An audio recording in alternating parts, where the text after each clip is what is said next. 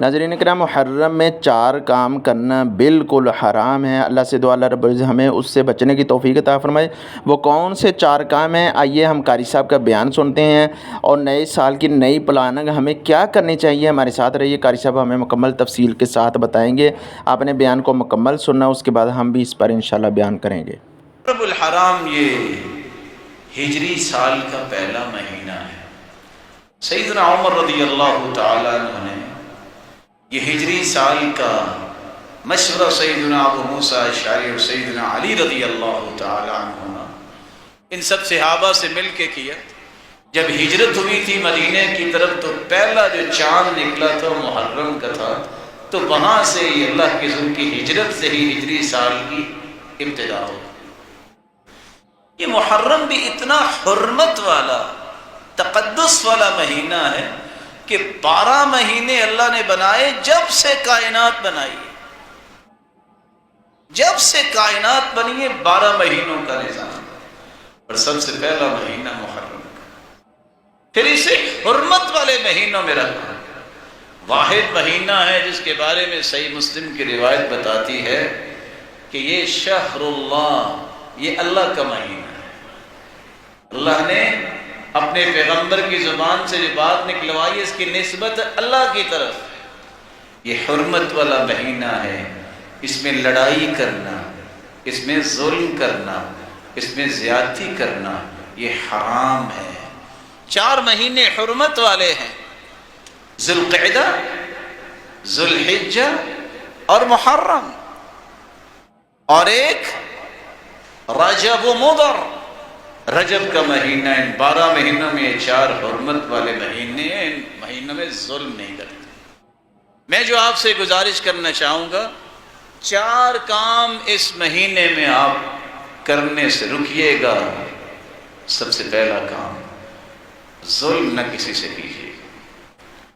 رسول اکرم صلی اللہ علیہ وسلم نے فرمایا من لطب الخدود وشق الجیوب ودعا بدعوى الجاہلیہ، جو اپنے ہی چہرے کو تھپیڑے مارتا ہے، گریبان چاک کرتا ہے اور جاہلیت کے بول بولتا ہے، کہاں میرا اس سے تعلق ہی نہیں ہے۔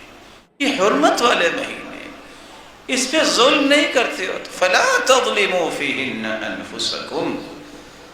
اور دوسرا کام، رسول اکرم صلی اللہ علیہ وسلم نے اس مہینے کو مقدس مہینہ کہا ہے تو ساتھ حکم دیا جو 10 محرم کا روزہ رکھے گا اس کے 1 سال کے گناہوں کو اللہ معاف کر دے۔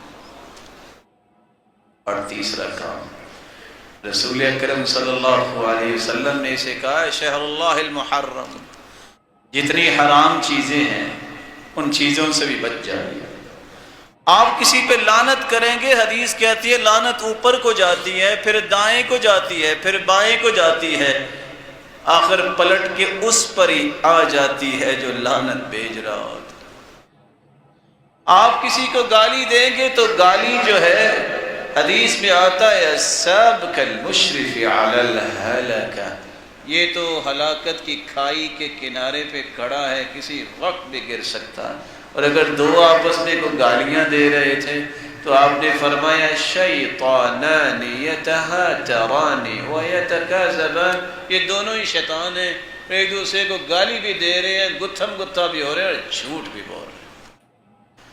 آپ کسی کے بارے میں بہتان مت لگائیے، قیامت کا دن ہوگا جہنمیوں کے خون اور پیپ میں اللہ رکھے گا جب تک آپ بہتان ثابت نہیں کر سکتے۔ سود بھی حرام ہے، چوری بھی حرام ہے، ڈکیتی بھی حرام ہے، دھوکہ اور فراڈ بھی حرام ہے۔ یہ ساری حرمت والی چیزیں ہیں۔ نئے سال میں نئی پلاننگ کیجئے، میں اللہ کی حرام کردہ چیزوں کے قریب نہیں جاؤں۔ ناظرین کرام، قاری صاحب ماشاءاللہ الحمدللہ اللہ کے توفیق سے بہت اچھا بیان کرتے ہیں۔ ان کے بیانات سن کر دلی خوشی ہوتی ہے، دل کو اطمینان ملتا ہے۔ یہ محرم کے بارے میں، نئے اسلامی سال کے بارے میں ہمیں انہوں نے مکمل تفصیل کے ساتھ بتایا ہے۔